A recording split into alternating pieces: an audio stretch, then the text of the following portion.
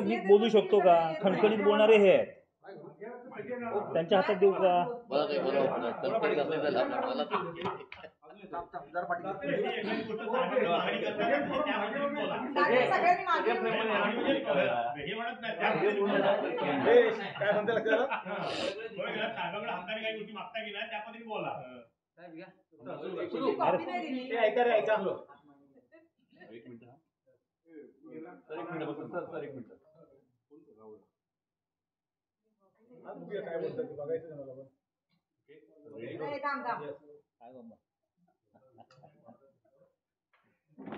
सुरुवात करू.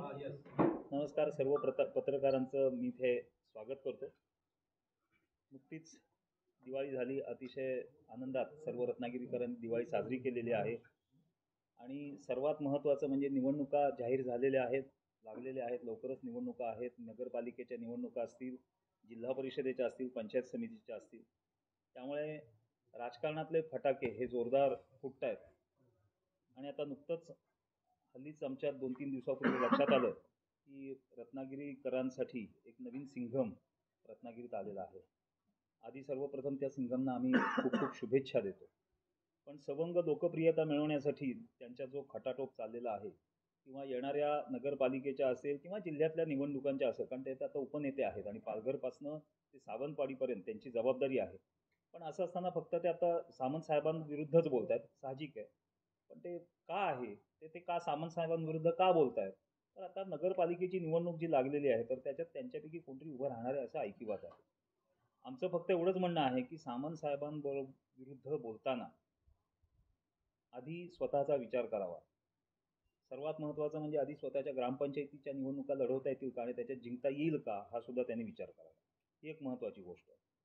सर्वात आणखीन एक महत्त्वाची गोष्ट, मुजोरी हा शब्द त्यांनी जो वापरला, तर ती मुजोरी 95 साली जेव्हा ते निवडून आले, 99 साली जेव्हा ते पहिल्यांदा आमदार म्हणून निवडून आले आणि त्याच्यानंतर 5 वर्षांनंतरच त्या 5 वर्षांच्या कालावधीमध्ये लोकप्रतिनिधी म्हणून निवडून आल्यानंतर, आमदार म्हणून निवडून आल्यानंतर त्यावेळेस त्यांची जी वागण्याची, बोलण्याची, लोकांबरोबर संपर्क साधण्याची जी पद्धत होती त्याच्यातच लोकांनी पुढच्या निवडणुकीत त्यांना आपटलं. आता ते का आपटलं, कोणी आपटलं, हे सर्वश्रुत आहेत.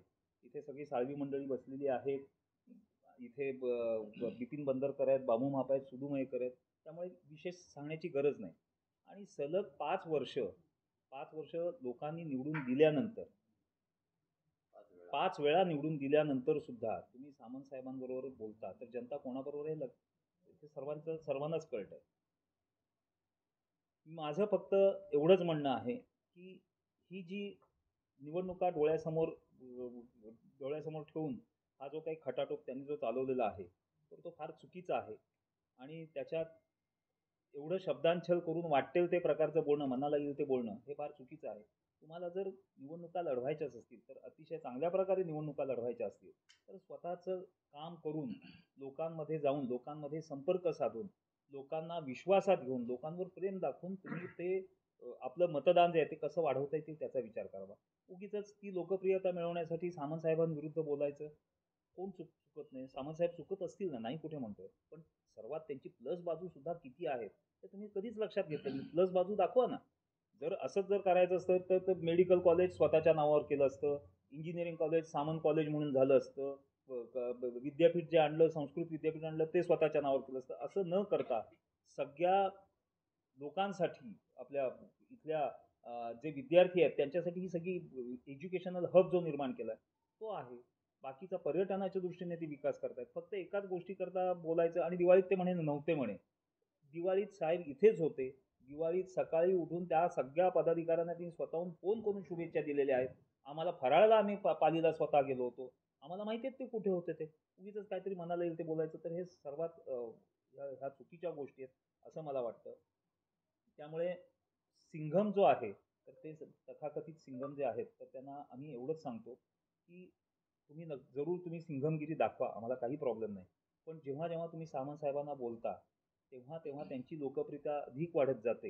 हा एक इतिहास आहे आणि तो इतिहास आता ह्यापुढेही कायमच राहणार आहे. त्यामुळे आम्ही तुम्हाला तुमच्या पुढच्या वाटचालीसाठी आम्ही शुभेच्छा देतो असं म्हणतो आणि हे सामंत साहेबांनीच सांगितलं की त्यांना शुभेच्छा द्या म्हणून.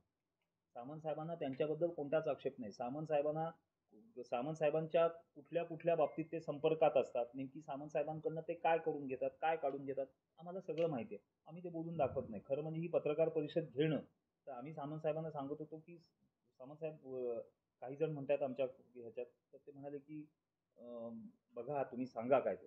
ठीक आहे, आम्ही पत्रकार परिषद घेतलेली, त्याच्यात जे आम्हाला काय सांगायचं ते सांगितलेलं आहे. परत एकदा त्यांना शुभेच्छा. थँक्यू. सर ते काय काय काढून घेतात म्हणजे निधी घेतात, कामं घेतात किंवा काय नेमकं काय काय